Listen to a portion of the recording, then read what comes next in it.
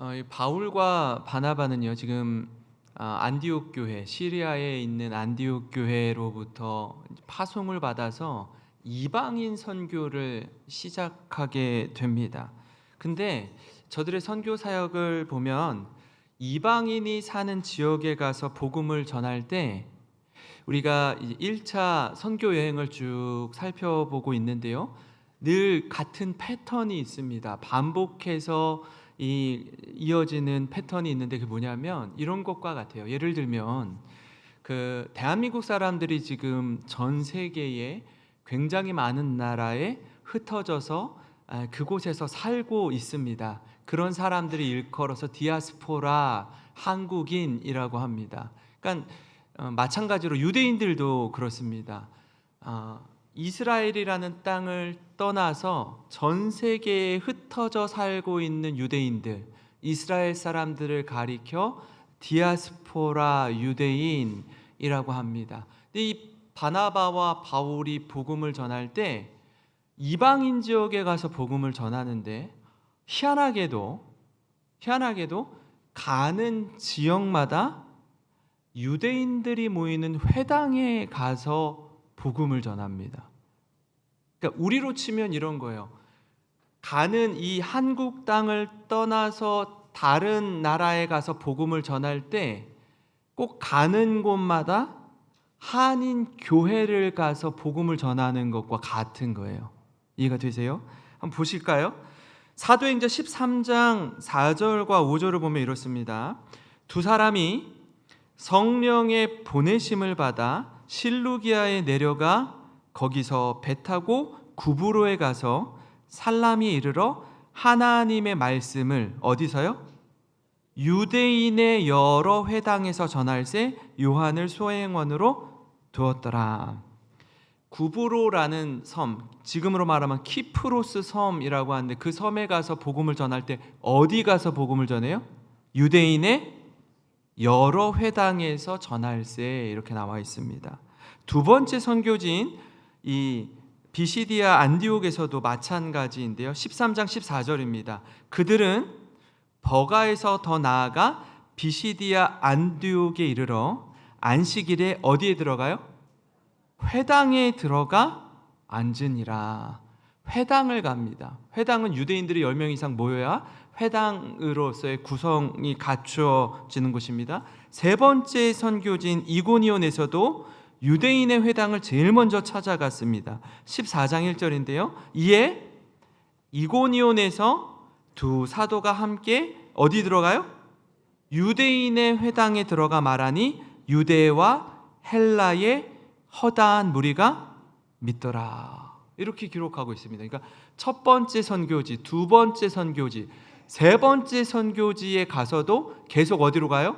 유대인들이 모여있는 회당에 들어가요. 그러니까 유대인들뿐 아니라 이방인도 함께 그곳에 있어서 거기에서 복음을 전합니다. 근데 문제는 뭐냐면 이방인들이 복음을 듣고 회심하고 돌아오는 반면 오히려 유대인들은 예수 그리스도의 복음, 부활의 메시지를 듣고 오히려 바울과 바나바를 박해하고 핍박해서 계속 도망치면서 또 다른 지역으로 이동하고 또 다른 지역으로 이동해서 복음을 전합니다. 그러나 이제부터는요, 하나님을 전혀 모르는 이방인들에게 복음을 전하기 시작해요. 오늘 이 말씀을 보면은 더 이상 유대인의 회당에서 복음을 전하지 않습니다. 이제는 이 지역은 유대인이 전혀 살지 않는 지역이었다라는 걸 알 수 있어요. 이제는 이방인이 사는 동네에 가서 복음을 전하는 것입니다. 이제 복음이 이방인들에게 한 걸음 한 걸음 점점 더 깊이 들어가고 있음을 우리가 알 수 있습니다. 오늘 말씀에 이 루스드라라는 지역에 가는데 거기에 나면서부터 두 발을 쓰지 못하는 안진뱅이를 만납니다. 한 번도 걸어본 적이 없어요. 그런 그에게 바울이 이렇게 선포합니다. 일어나 내 발로 바로 일어서라. 내 발로 바로 일어서라.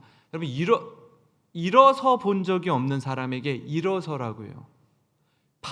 발목에 힘이 들어가지 않는 사람에게 일어서래요. 아마 듣는 그 사람은 의아했을 거예요. 걷는 게 뭔지 몰라요.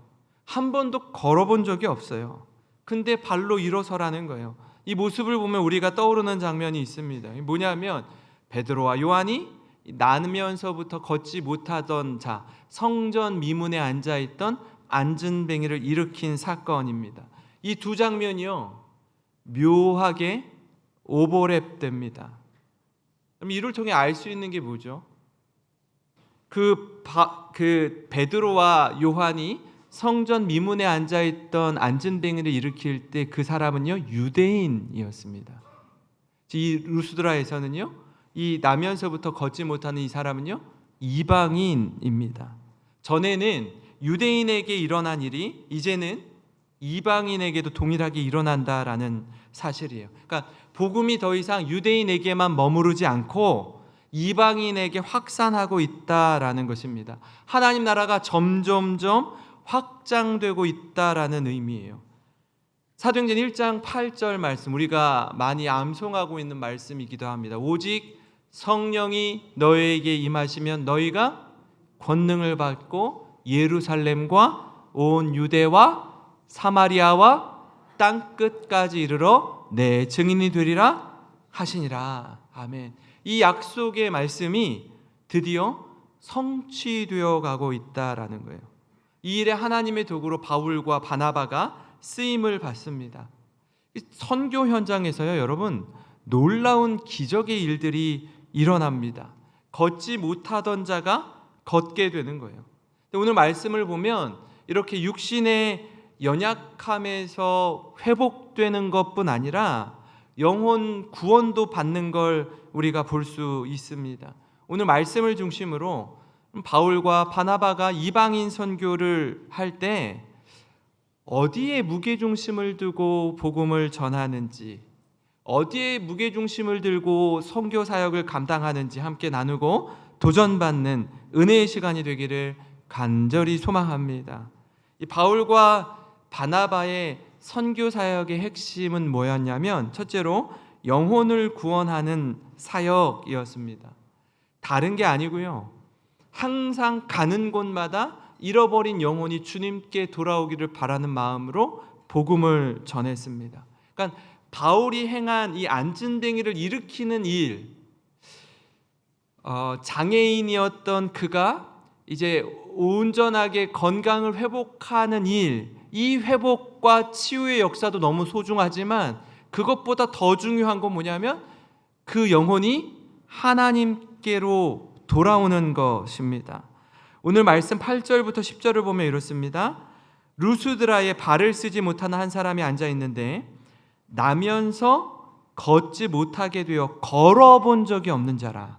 바울이 말하는 것을 듣거늘 바울이 주목하여 구원받을 만한 믿음이 그에게 있는 것을 보고 큰 소리로 이르되 내 발로 바로 일어서라 하니 그 사람이 일어나 걷는지라.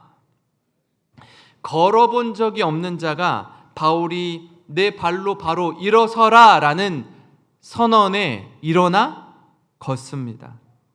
근데 이 일어나 걷는 것도 너무나 중요한데 이 말씀 사이에 우리가 좀 주목해서 봐야 할 내용이 하나 있어요. 그게 뭐냐면 바울이 그 안진뱅이를 보고 구원받을 만한 믿음이 있었다라고 해요. 구원받을 만한 믿음이 있는 걸 보았대요. 바울이 어떻게 그걸 봤는지는 설명을 하고 있지 않아서 잘 모르겠습니다. 그렇다면 안진뱅이는 어떻게 구원받은 걸까요? 어떻게 바울은 그에게 구원받을 만한 믿음이 있다라는 걸 보게 되었을까요? 말씀에 힌트가 있어요. 말씀에 답이 있습니다. 9절 상반절을 보면요, 바울이 말하는 것을 듣거늘 이렇게 되어 있어요.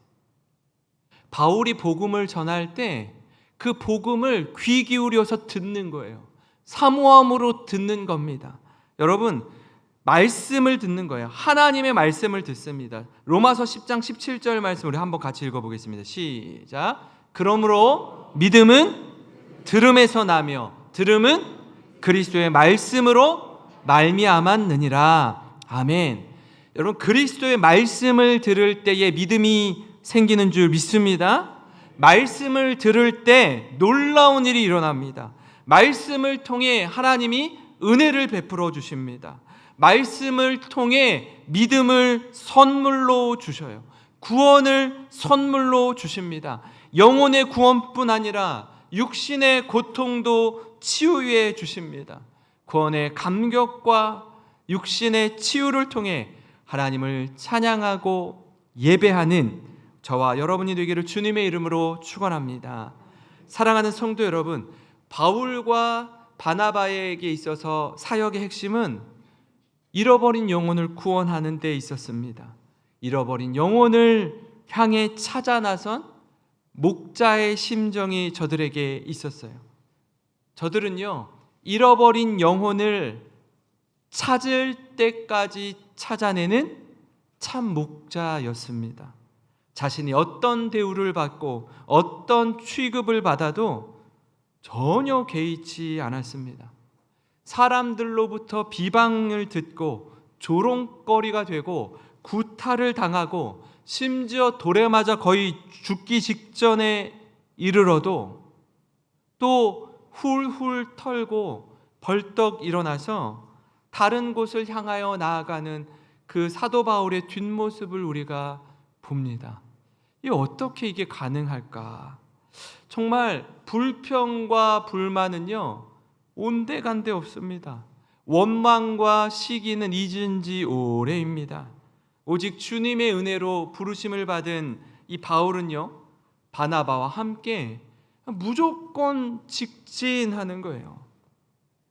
어떤 장애물도 그들에게 거칠 것이 없습니다. 어떤 고난도 저들을 막을 수 없어요. 복음을 가지고 한 영혼이라도 구원할 수만 있다면 이 일에 하나님 앞에 마음껏 쓰임받기를 주저하지 않는 거예요. 그러니까 우리가 자꾸 아끼다가 정말 녹슬어서 없어지는 인생이 아니라 마음껏 하나님께 쓰임받아서 달아 없어지는 인생으로 살고자 했던 바울이었습니다. 우리가 여러분 아시잖아요. 복음을 전할 때 특히 멀리 생각할 것도 없이 우리 사랑하는 가족들, 형제, 자매, 부모님, 자녀를 생각할 때 복음 전하는 걸 아껴요. 복음을 전하지 않아요. 오히려 전혀 알지 못하는 사람들에게 복음 전하는 건 어떻게든 해보겠어요. 용기를 내서 해보겠어요. 근데 문제는 가장 사랑하는 가족들에게 복음 전하는 걸 그 말을 아껴요. 과도히 아껴요. 언제까지 아껴요? 죽음을 앞둘 때까지 아껴요. 생명을 다할 때까지 아껴요. 생사를 넘나들 때까지 아끼다가 너무나 두려운 거예요. 힘든 거예요. 여러분, 나를 부르신 이가 하나님이고 나를 보내신 이가 하나님이라면 그 하나님을 위해 이 한 목숨 기꺼이 내어드리마 다짐하며 바울과 바나바는 묵묵히 앞으로 나아갔습니다. 여러분, 우리 역시 바울과 바나바의 모습 속에 영혼 구원에 대한 마음을 품기를 소망합니다. 우리가 우리 가족 중에 먼저 구원받은 것은, 우리가 우리 직장 동료 중에 먼저 구원받은 것은, 우리가 우리 학교 친구들 중에 먼저 구원받은 것은 우리를 통해 저들에게 구원의 복음을 전하도록 먼저 우리를 부르신 것임을 기억하시기를 바랍니다. 그 은혜를 힘입어서, 그 사랑을 힘입어서 복음 전도자로 살아가는 모든 성도님 되시길 주님의 이름으로 축원합니다. 그런가 하면요, 여러분, 바울과 바나바 사역의 핵심 두 번째는 뭐냐면 자신에게 주목되었던 시선을 하나님을 향하도록 한다라는 거예요. 그러니까 그러니까 제가 최근에 말씀을 전하면서 이 부분을 여러 차례 언급했던 것 같아요. 근데 왜 자꾸 언급하냐면 성경에 계속해서 이 말씀을 반복해서 표현하고 있기 때문에 그런 것 같더라고요. 복음서와 사도행전을 통해 계속 확인하고 또 확인하는 것 중에 하나는 뭐냐면 바로 이거예요. 성령 충만한 가운데 복음을 전하는 복음 전도자들은요, 복음을 전할 때 많은 사람들이 예수님을 믿고 돌아오는 경험을 합니다. 복음을 전하는데 스피커의 역할을 하는 거예요. 메인 스피커의 역할을 하는 거예요. 복음 전도자들은 그냥 복음을 전하는 도구가 되어서 복음을 전하는 사람들이 자꾸 복음을 전하는 자신을 주목하는 거예요.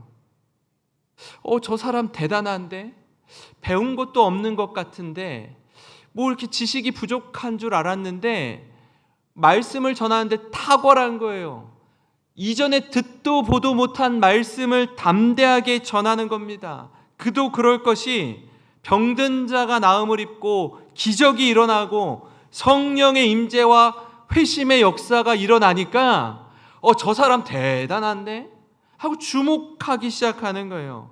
그렇게 이 일을 행하는 사도들이 주목을 받았습니다. 같은 맥락에서 오늘 말씀 역시 마찬가지 아닙니까?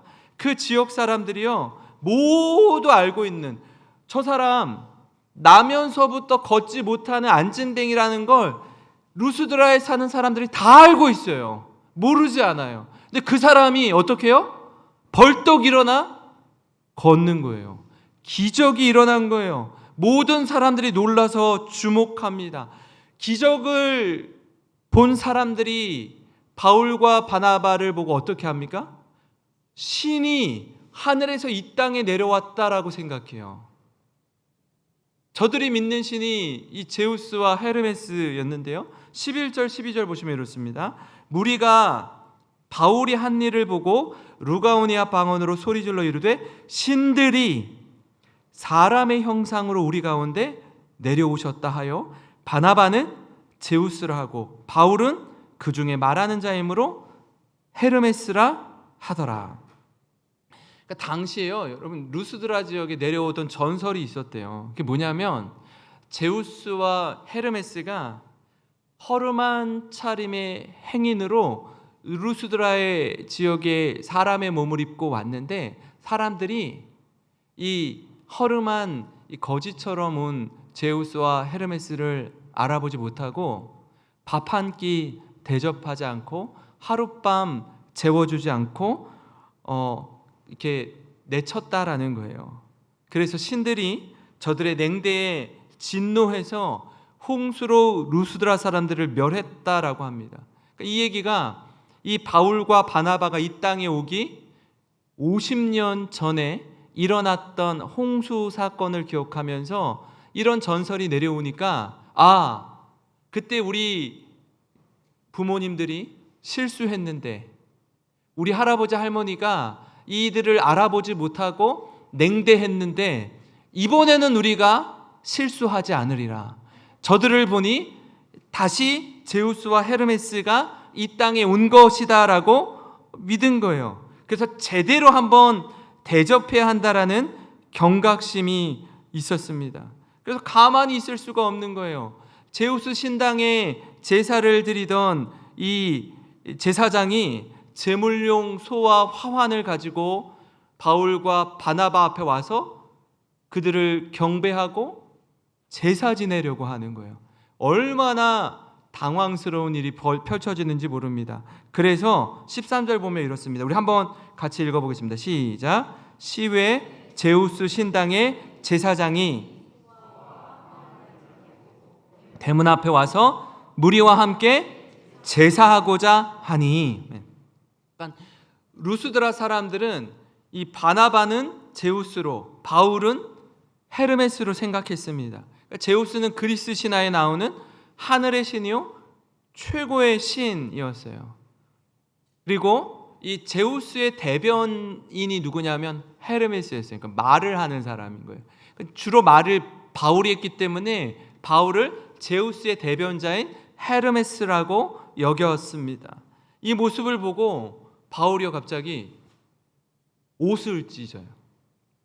그러니까 유대인들이 옷을 찢을 때는요, 신성 모독적인 일들이 일어날 때 옷을 찢어요.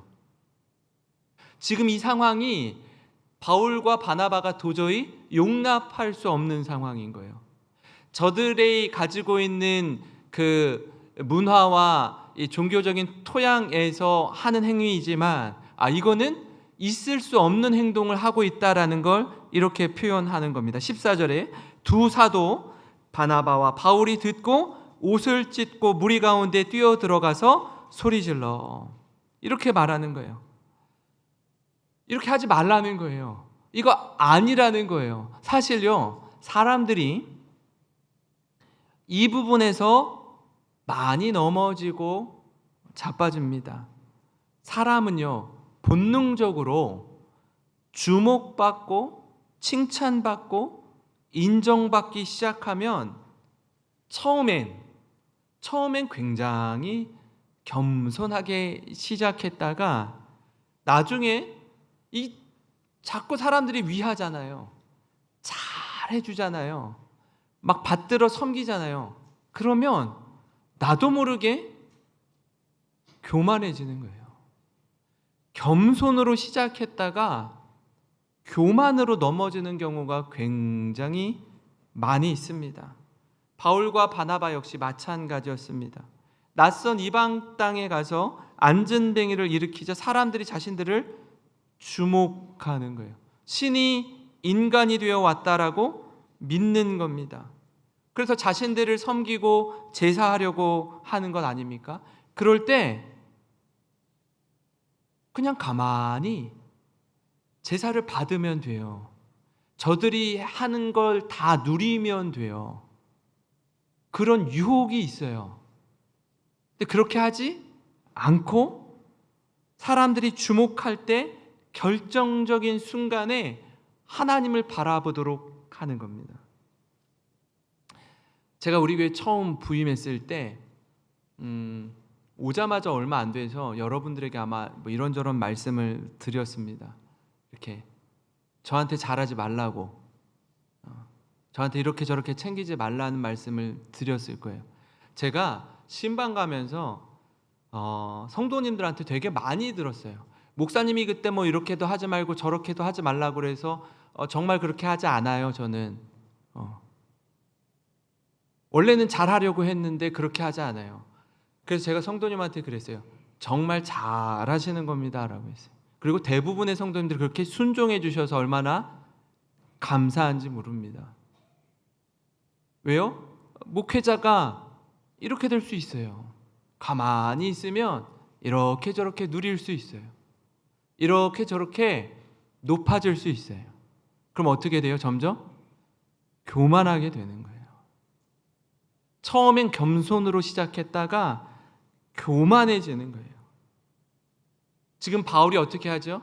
자신을 주목하고 자신을 예배하고 자신에게 제사를 지내려고 할 때에 하나님을 바라보도록 하는 겁니다. 그게 그리스도인의 사명입니다. 사도행전 14장 15절입니다. 이르되 여러분이여 어찌하여 이러한 일을 하느냐? 우리도 여러분과 같은 성정을 가진 사람이라. 여러분에게 복음을 전하는 것은 이런 헛된 일을 버리고 천지와 바다와 그 가운데 만물을 지으시고 살아계신 하나님께로 돌아오게 함이라. 그러니까 바울이 선교 사명을 감당하면서 했던 게 뭐예요? 하나님을 예배하고 하나님을 높이며 하나님께 영광 돌리는 삶을 살도록 사람들을 인도하는 거예요. 사람들에게 복음을 전하는 것입니다. 이 부분이 정말 중요합니다. 더불어 내가 누구인지 정확하게 알고 사람들 앞에서 고백하는 것 역시 마찬가지로 중요합니다. 바울은 이 두 가지 고백을 다 해요. 우리도 여러분과 같은 성정을 가진 사람이라. 저를 따라해 볼까요? 나도 사람이라. 다시 한번요. 나도 사람이라. 여러분 이 부분 어디서 많이 듣지 않았습니까? 사도행전 곳곳에 이 말씀이 기록되어 있습니다. 사도행전 3장 12절 우리 한번 같이 읽어보겠습니다.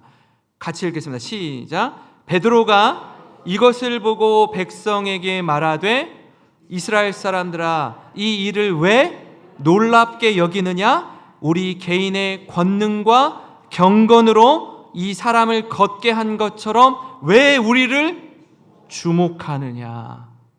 성전 미문에 앉아 있었던 안진뱅이를 일으키자 많은 이들이 베드로와 요한을 주목합니다. 그때 베드로가 뭐라고 얘기해요? 왜 놀랍게 여기느냐? 왜 우리의 개인의 권능과 경건으로 이 사람을 걷게 한 것처럼 왜 우리를 주목하느냐? 저를 따라해 볼까요? 왜 우리를 주목하느냐? 다시 한번요. 왜 우리를 주목하느냐? 우리를 주목할 게 아니에요. 우리는 하나님의 도구로 쓰임 받을 뿐이지. 여러분 이 스피커를 주목합니까? 이 화면을 주목해요? 우리는요 하나님의 말씀을 붙들면 되는 거예요. 하나님의 말씀에 귀를 기울이면 되는 겁니다. 그런가 하면 사도행전 10장 25절 26절도 마찬가지입니다. 같이 읽습니다. 시작. 마침 베드로가 들어올 때에 고넬료가 맞아 발 앞에 엎드려 절하니 베드로가 일으켜 이르되 일어서라 나도 사람이라 하고 저를 같이 한번 따라해 보겠습니다. 왜 우리를 주목하느냐? 일어서라 나도 사람이라.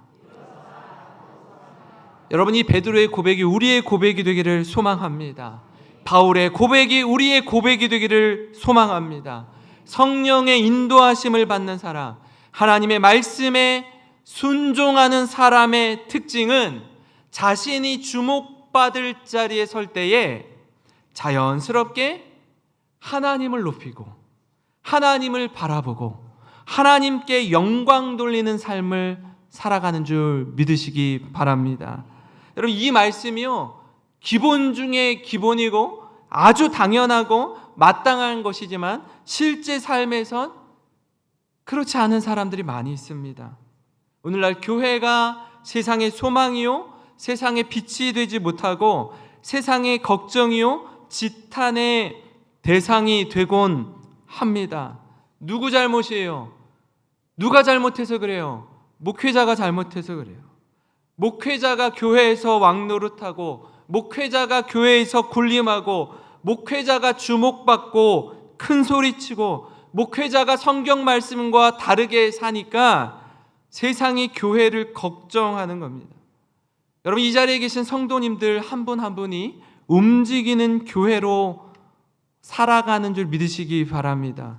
담임 목사인 제가 교회 대표가 아니라 이 자리에 계신 성도님 한 분 한 분이 영생교회 대표입니다. 한번 생각해 볼까요? 우리가 이렇게 한 자리에 모여서 함께 예배하고 기도합니다. 그런데 예배 자리를 떠나서 일상의 자리로 나가면 우리를 만나는 사람들은 우리를 보고 교회가 어떤지 알게 돼요. 그리스도인이 어떤 사람인지 보게 됩니다. 여러분 한 사람 한 사람의 하는 말, 하는 행동, 하는 태도를 보고 교회 다니는 사람, 그리스도인에 대해 평가하고 규정합니다. 우리를 보고 우리 교회를 예상해요. 우리를 보고 영생교회는 저런 교회이겠구나라고 예상해요. 우리를 보고 교회가 어떤지 판단합니다. 다시 말해서 이 자리에 계신 성도님 한 분 한 분이 교회를 대표하는 성도라는 사실입니다. 한 번은요 이런 일이 있었습니다. 예배의 자리에서 또 찬양대로 섬기는 분들 그리고 찬양단으로 섬기는 분들 주일학교 교사로 식당 봉사로 주차로 안내로 섬기는 분들 교회에서 다양한 모습으로 섬기는 분들이 있습니다. 교회에서는요 이 직분을 불러가면서 장로님, 권사님, 집사님 하면서 애써 있게 지냅니다. 좋죠. 행복합니다. 아주 좋은 모습, 가장 나이스한 모습을 교회 안에서 서로 보입니다. 근데 그분을 세상에 나가서 만나보니까 아이고, 이게 보통이 아닌 거예요. 너무 힘들어요. 피곤해요. 상대하기가 어렵습니다. 그럼 세상 사람들이 뭐라고 하죠? 자신들이 경험한 장로, 권사, 집사를 토대로 교회 직분자들이 다 그 사람 같은 줄 알아요. 다 그 사람 같은 줄 알아요.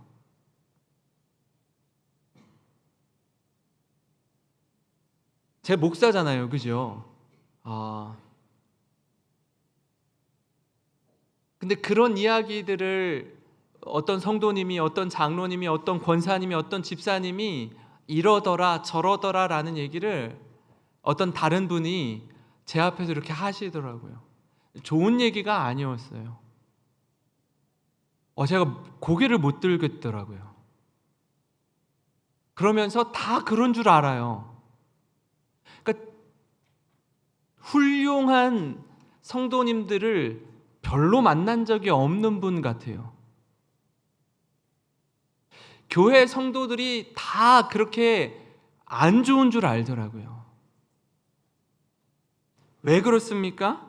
그분이 만난 그 성도님이 교회이기 때문입니다. 바로 그분이 교회의 대표이기 때문에 그래요.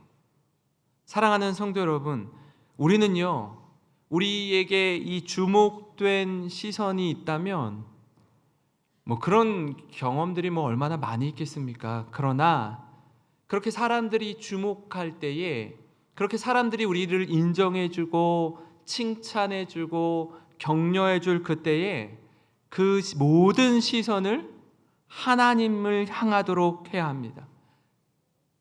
혹 우리가 높임받거나 많은 관심이 우리에게 향할 때 그 관심과 시선을 하나님을 향하도록 하는 주님의 도구로 쓰임받기를 소망합니다.